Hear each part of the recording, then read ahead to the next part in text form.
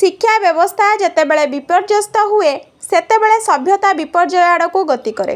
देश को बंचाइबाकू हेले शिक्षा को बंचाइबाकू हेबो बोली प्रदेश कांग्रेस कमिटी सभापति भक्तचरण दासଙ୍କ आह्वान क्रमे आज बालेश्वर जिला कांग्रेस पक्षरु कांग्रेस कार्यालय रे आयोजित सांबादिक सम्मेलन रे दलीय नेतृवृंद प्रकाश करथिले। जिला कांग्रेस सभापति सत्यशिव दास, ओडिशा विधानसभा कांग्रेस विधायक दल उपनेता तथा वासुदेवपुर विधायक अशोक दास और प्रदेश कांग्रेस साधारण संपादिका मधुमिता सेठी जोगदेई शिक्षा व्यवस्था क्षेत्र में उभय राज्य एवं केंद्र सरकार विफलता संपर्क में सूचना देथिले। बारंबार परीक्षा रे विभ्राट हेबा देश पई महाविपद साब्यस्त होईछि बोली कहिथिले।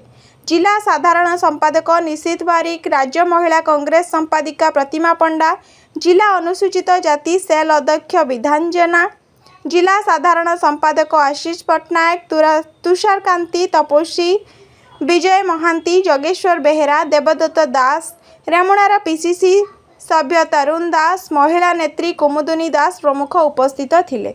जो प्रश्नपत्र प्रकट होईछि एई प्रश्नपत्र प्रकट रे जो लक्ष लक्ष 22 लक्ष छात्र छात्री भविष्य अंधकार को चली जाइए।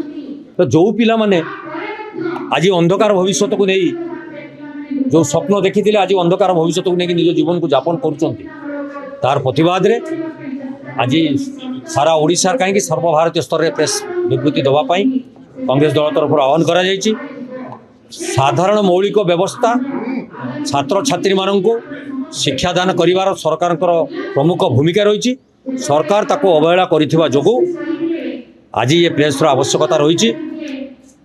मान्यवर केंद्र मंत्री शिक्षा मंत्री द्वितीय बार परीक्षा करी जो बाहा नवाई चेष्टा करुचंती संपूर्ण रूप विफल होईछि एवं पिला माने जो माने आगामी दिन में परीक्षा देई बा अतीत परीक्षा देई जो माने निज भविष्य गढ़िया स्वप्न देखी से संपूर्ण रूपे से स्वप्न तांकार चूरमार हो जाइछि।